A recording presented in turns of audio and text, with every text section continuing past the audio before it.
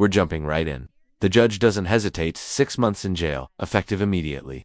You can hear the fear in her voice. This isn't just another court appearance, it's a turning point. Her life just changed.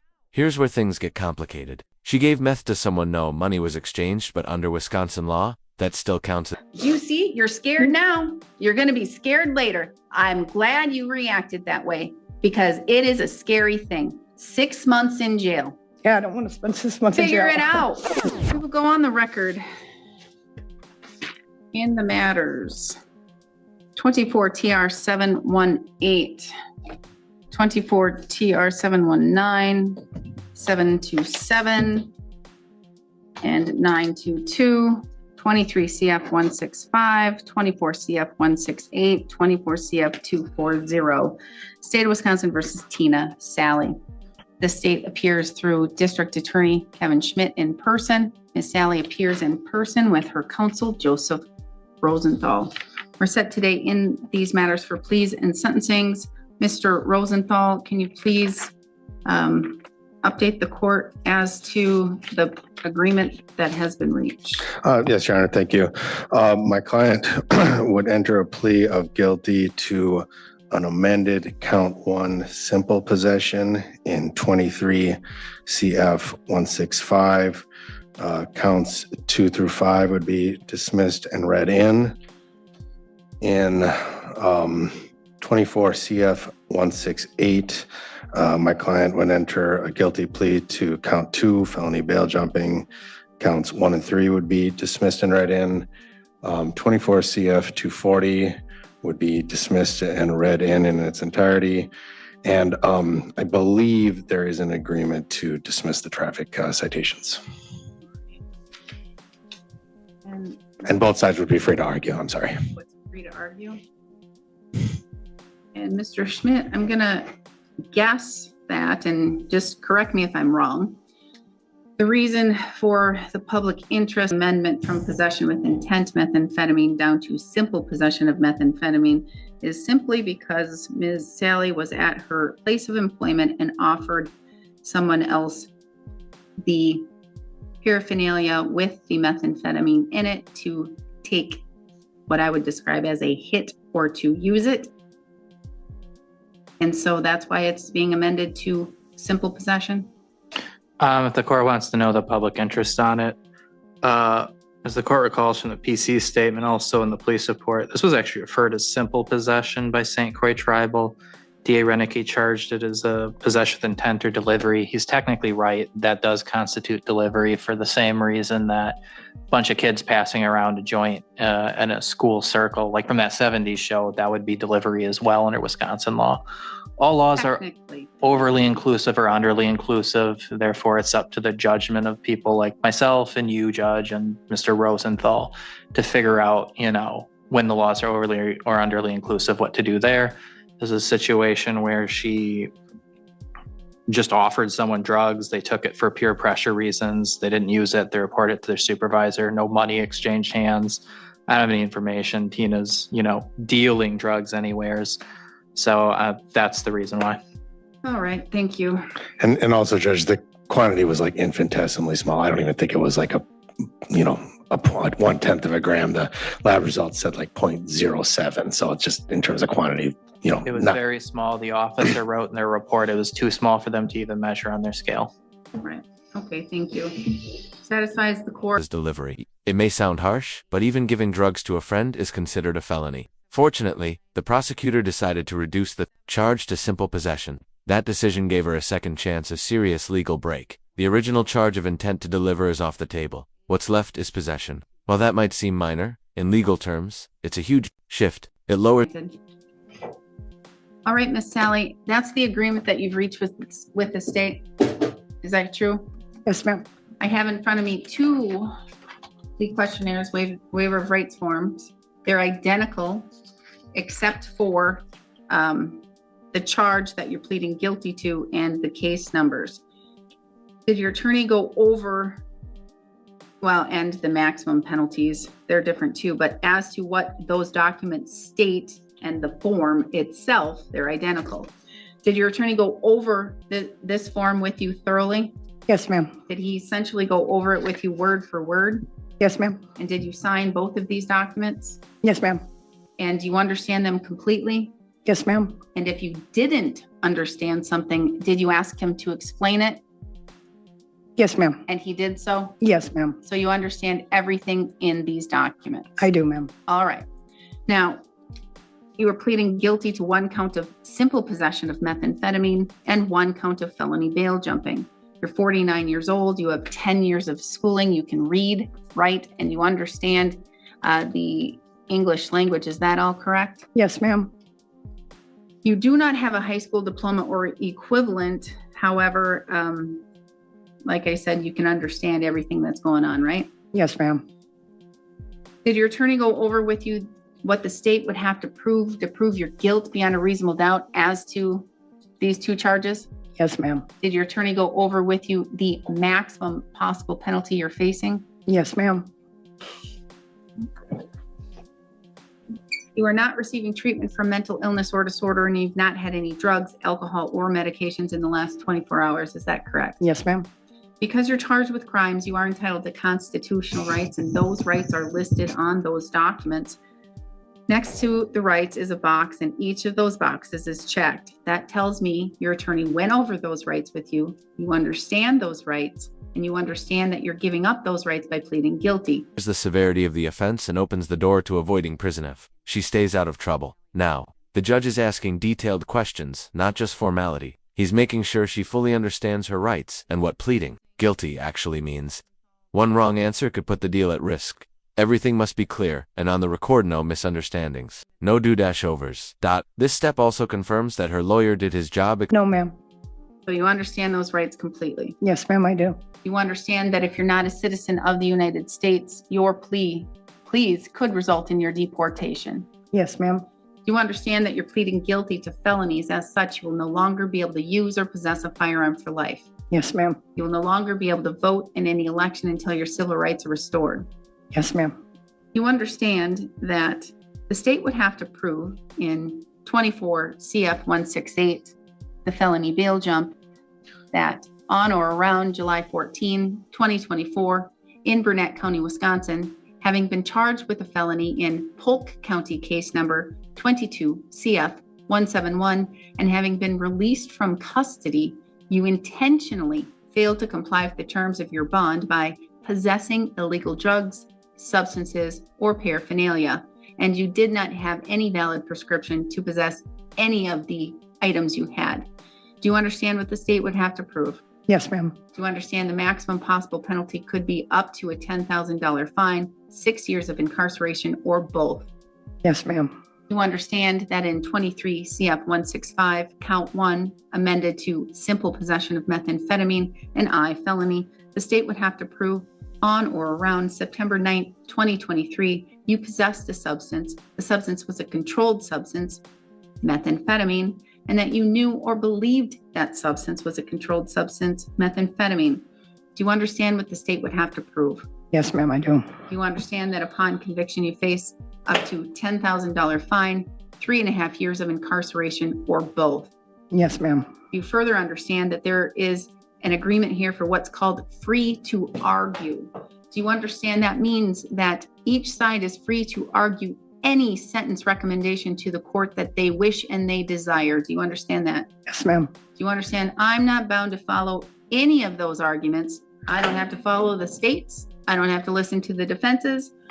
I must listen, but I don't have to follow. And that I'm free in my own discretion to sentence you to what I believe would be a fair and just sentence for these cases in my discretion only. Do you understand that? Yes, ma'am. And that could be the maximum possible penalties. Do you understand that? Yes, ma'am. Do you still wish to proceed and enter guilty pleas? Yes, ma'am.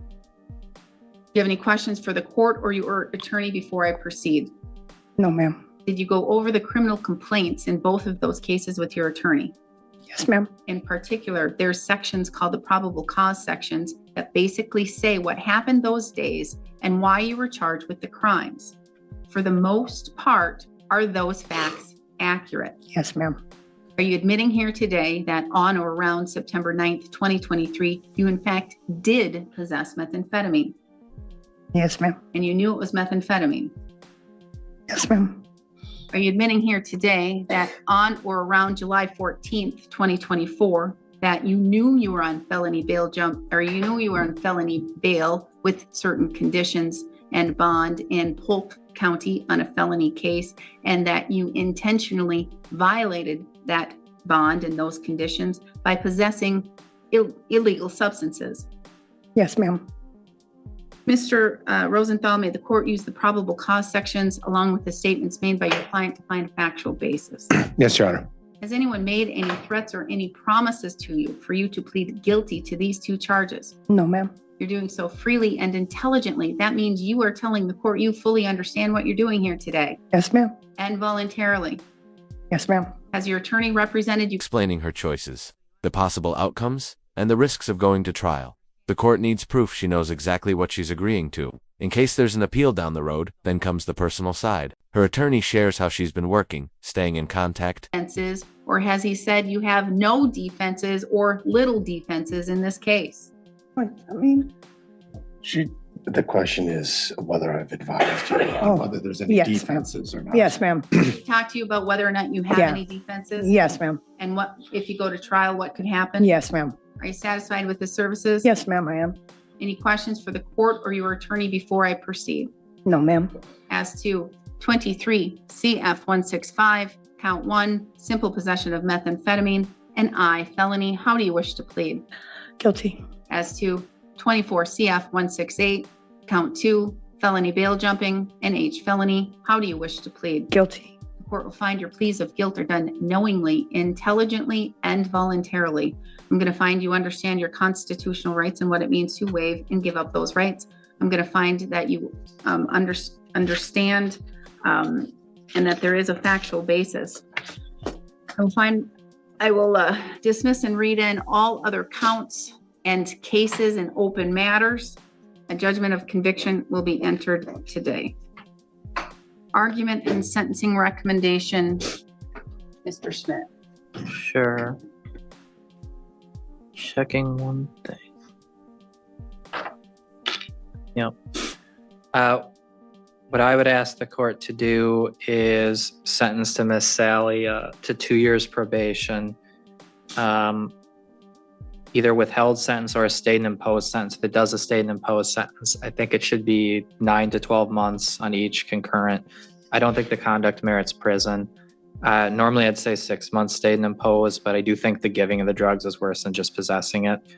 For conditions, I think the court should order not to possess drugs with or without a prescription or drug paraphernalia, not to have contact with any known users or dealers except as necessary in a treatment or confinement setting, follow rules of supervision, AOD and follow through, and ability to petition for early discharge once all conditions by probation are complete. I'm just reading this straight off of what she was sentenced to in Polk County. I want to mirror the conditions. In Polk County, the basis of the felony bail jump is she was on a deferred agreement for meth and THC. These cases caused that to be revoked. Our cases are meth and THC, so they're really tightly, heavily linked together. So if the court follows what I'm suggesting, it'll just extend her probation by like 2 months longer than just the Polk on its own. Is Polk withheld? What? Is Polk withheld? They did withheld. I just know the court's preferences for state and imposed, which is why I gave the alternative there. I think she reflects a substance abuse issue. The one condition I would add that Polk doesn't is to get a valid license because of the OAR. Her history is substance abuse. That's what she needs help treatment with. She is obviously capable of being a productive member of society. She was working at A&W when this happened. Thank you. All right. Mr. Rose, go ahead. I was just going to say the Polk case is 22 CF 171 if the court's curious about looking at it. I'm pulling it up right now. And obviously ours concurrent to Polk. I meant to say that too, sorry. Yes. All right. Mr. Rosenthal. Thank you, Your Honor. We would ask for a slightly less term of probation, 18 months. I do think she's a very good candidate for probation. She's made all her meetings with her agent. She was At the time of the first case, she was working at A&W. After that, she was working at the poorhouse for a number of months. That's kind of on hold right now. She had a bit of a situation with her significant other that she had to get out of. So, and I think to her credit, she made some healthy choices there. She's, now living up in Minot with her brother. She's informed probation of the change of address. She's informed the clerk of the change of address. Again, this was kind of a situation that was, made, I think it was her kind of being proactive and being healthy and getting out of something that was not particularly, in her best interest. Also to her credit, she stayed in very good contact with me throughout the pendency of these cases. Even just a few days ago, she called me. She said, "Hey, look, I don't have a ride down to court." I said, "Hey, Tina, no problem. I'll come and get you. On my way from Superior. I'm always willing to go the extra mile for my clients." Again, this is just a reflection on her character of being responsive. Even calling the court for help. This isn't just about the lits, about showing she's trying to turn things around. It's a reminder she's more than just her charges. She deserves a shot at rebuilding her life. It's an emotional moment. She's not making excuses. She just says, the state, she's got a track record of being a productive member of society. I do view this as a rehabilitation case. Again, we're talking about, a very small quantity here that was already discussed. In terms of it being less than 1/10 of a gram of methamphetamine. The THC, I believe, was a cartridge. So it's, it's personal use, no allegations of, there was an allegation, but it's been amended. There's no facts to support, dealing or delivery. So that is, I think, all to her credit. Again, we'd asked for a slightly less term of probation. She's been in compliance. She's had her ups and downs, but, probation's willing to work with her. Even with these two cases, they didn't elect to revoke. So I think for those reasons, Judge, we would ask for 18 months with a withheld sentence. Thank you. Ms. Sally, do you want to provide a statement to the court? You don't have to, but it is your only time to fill me in. Let me know what's going on. I'm just trying to find a ground to stand on, Your Honor, so that I can get my license back and get back on track. I had to get out of a situation, and I'm starting from the bottom and I'm going back up. I just want to continue to contribute to the society. I'm not trying to be a problem. I'm not trying to be out there using drugs. I just want to live and be comfortable. I'm sorry about wasting the court's time and all that. I want to move on. It's not a performance. It's real. Her voice trembles. It's a glimpse into someone who's hit rock bottom and wants to move forward. But suddenly, she changes her story. Claims she didn't know it was meth. Just passed along a bag from her boss. Problem is, Miss Sally, I truly do. I truly do. Everybody says it. I'm going to tell you, everybody says, "I'm sorry for wasting the court's time." I really am, Your Honor. I want to say it's not a waste of court's time. Cases are not a waste of time. A, it's my job. B, it's the law. And that's why we're here. And when you say it's a waste of court's time, essentially what I hear is, when you're saying it, that you think that you're a waste of time. And I understand that you mean what you did, you shouldn't have done. That's exactly what I mean, Your Honor. And I get that. Truly understand, and I get that. Miss Sally, I think this is the first time I've seen you in front of me for things other than driving without a valid driver's license. Quite honestly, if I'm thinking back to 2017 when I first stepped on the bench, my number one objective, well, A, I want you to be clean and sober. I want you down that path. B, I want you to get your driver's license. I just had it. You did. I lost it because I missed one class. Why? I didn't know I had to finish the class. That is honestly my mistake, and I have to start it over, but I'm going to get it done again. So you got to get it done again. I'm going to get it done again. I'm already on the path to doing that. I just got to do my AOD again and start them, and it will be done again, all the classes. And that's a bummer because then you have to repay the AODA. Mhm, You have to that's start all the I'm classes doing. Again, 1, 2, 3, and keep going. You have to keep Yes, doing ma'am. That's what I'm on right now. that. Sally, I have certain things I have to look at when sentencing. One, how serious is the matter? Is this serious? It is. It's methamphetamine. And you were on felony bail and bond from Polk County for similar types of issues and matters, substances, illegal substances. Then I have to look at you individually, Miss Sally, your character, your past criminal record, needs for rehabilitation, those types of things. I know you. I don't know you well. I know you in the context of how you've been here in court throughout these years. I don't think you have a bad bone in your body. I don't think you're out there to hurt people. You're hurting yourself. That's what you're doing. You're hurting yourself. Can I say one thing, Your Honor? Yes. When I was She already admitted what happened. Backtracking now makes things look shaky. Judges don't like surprises, especially this late in the process. You can a container, I shook it and handed it to her, Your Honor. I had it in my possession for 5 minutes, and I just started work there. I'm not going to go giving my boss drugs. I don't do methamphetamine, okay? Well, then, And so I was fighting it. Then if you're telling me that I just took your plea and you admitted to possessing methamphetamine, and you're saying that it really wasn't yours and that it was this innocent thing. It was in my possession, though. I get that. I truly understand that part. I understand possession and legal possession. I don't like to take pleas of people who are not really committing the law that they're pleading guilty to. It was in my possession, so I had That's to. not the facts of the case as they were laid out in the complaint. That's not how it was presented to the court in the criminal complaint or how it was told to the police. It just wasn't. I told it to the police, but I never got a chance to say anything to anybody. If I'm remembering correctly, didn't it happen on a break and you offered something? No, during the ma'am. break? I was at work online when I got pulled offline 2 days, 3 days later after I had found it in the bathroom and gave it to the manager. I don't even know the manager's name. And I didn't have it on my possession. I just got arrested offline because she said I gave her drugs. She said I gave it to her that day. Your Honor, I didn't give it to her that day. I even went home and told my family about it.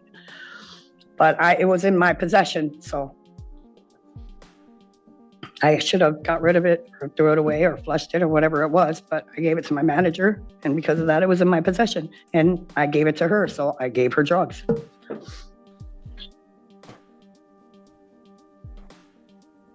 That's all true.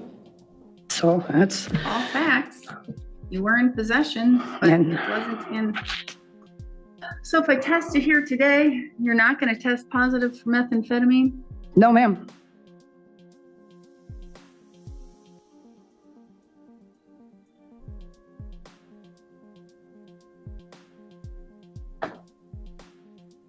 I need to look at your Polk County case. That's what I need to do.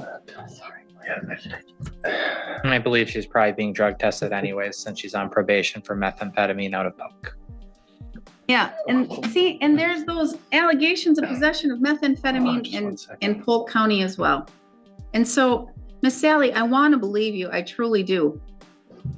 I truly want to believe you. But then we have Polk County case number 22 CF 171, and you pled guilty to possession of methamphetamine, possession of THC. It's a story. It could be plausible, but based upon the facts of the criminal complaint as they're laid out in that criminal complaint, that's not how it happened. That's fine, Your Honor. That's not how it happened. That's fine, Your Honor. And that's all I get. I don't get discovery. I don't get to talk to witnesses. I don't get to look at anything other than the criminal complaint and information and arguments by both sides. That's fine, Your Honor. I understand my charges and I'm willing to move forward. What happened in Polk County then? If you were charged with possession of methamphetamine, you pled guilty. It was in my possession. So I pled guilty. You were in possession of methamphetamine Yes, I was. on April 21st, 2022 in Polk County. I You pled guilty to it, so you must have I been must have been, yes. I pled guilty. guilty once, guilty twice. Mhm. I take my charges, Your Honor. All right. Not candy. No, ma'am. You know, can't just like hold it for somebody and then pass it on. And not a pen. Miss Sally, I don't know. I don't know what you need, because all I know that you've been in front of me for on previous occasions, other than these cases, driver's license. And these other matters are serious. I need to look at protecting the public. And I understand Mr. Schmidt's argument that this is a bit more serious than a simple possession if this is something of delivering or giving to somebody else. And I can't weigh credibility because I don't have the other individual providing me testimony versus your testimony. So I can't weigh any credibility of who's telling the truth with your story or the other story. The police went forward, they interviewed all parties. It's put forth in a police report. The criminal complaint is generated, and that's what's provided to the court. So that's what I have. So probation is necessary and it is appropriate. And your probation started in Polk County, August 6, 2024. And it looks like it was for 2 years. So it'll run through August of 2024, apparently. Mr. Schmidt is asking that you stay on for about 2 years. I don't know what else you can gain for a few more months after your Polk County.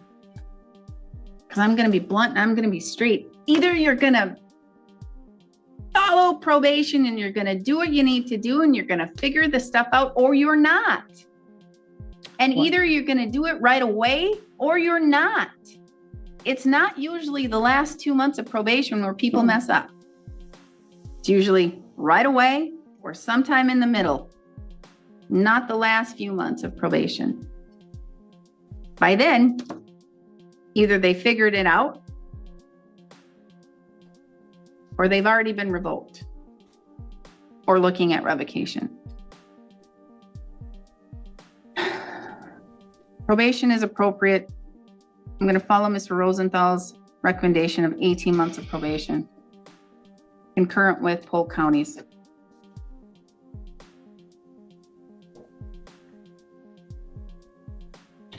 With regards to sentences,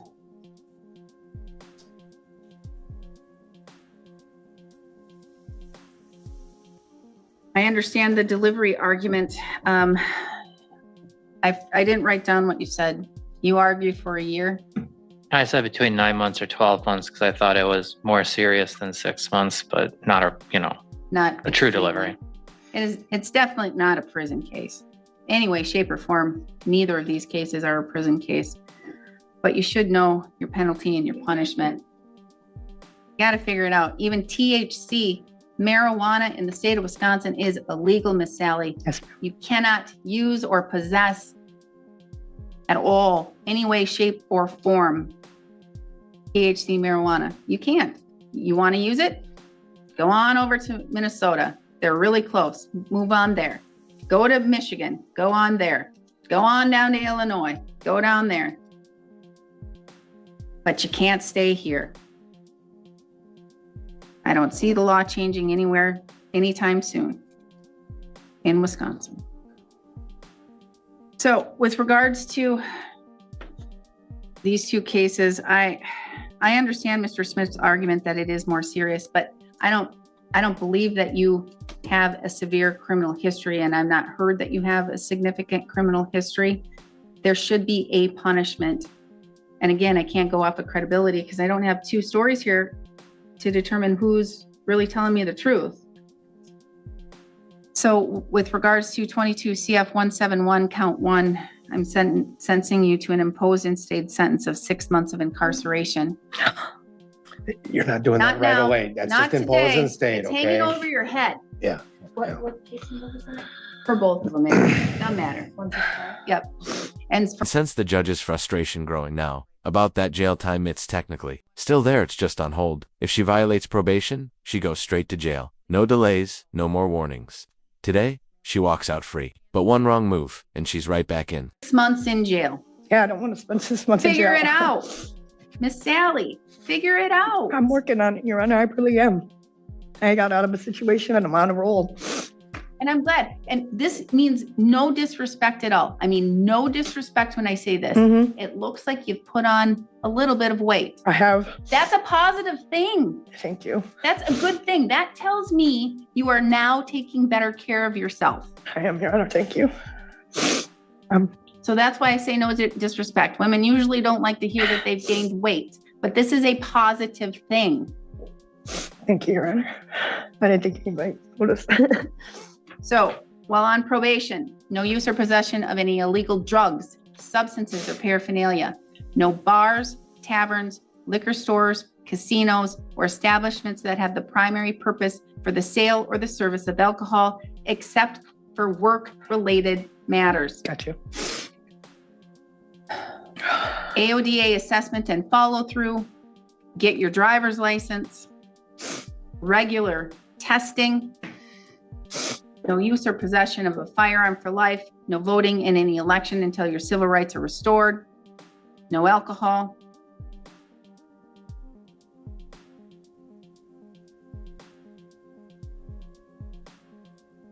I'm going to also say no contact with anyone on felony probation or felony extended supervision for drug-related charges and convictions without agent approval, except in treatment or if you're incarcerated, obviously.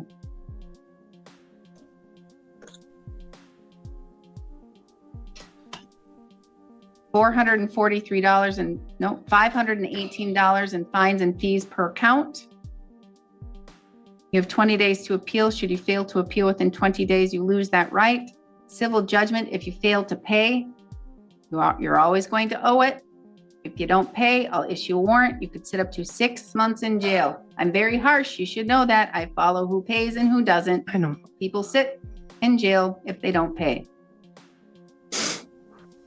I need your DNA. When you're done here, you're going to go and provide it to the sheriff's department. You have the ability to request it be expunged through the written letter through the Department of Justice. Not me, not the county, the Department of Justice. It looks like I need fingerprints in 24 CF 168. You're also going to need to give fingerprints in that file. I need them in every file. What am I missing, Mr. Schmidt?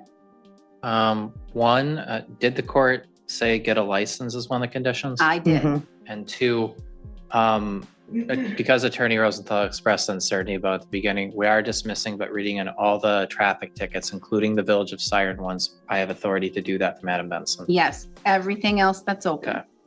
What am I missing? I may have missed it, Judge, but was there concurrent language on both counts if revoked? Yes. Okay. Current. Okay. All right. Then we are adjourned. Thank you.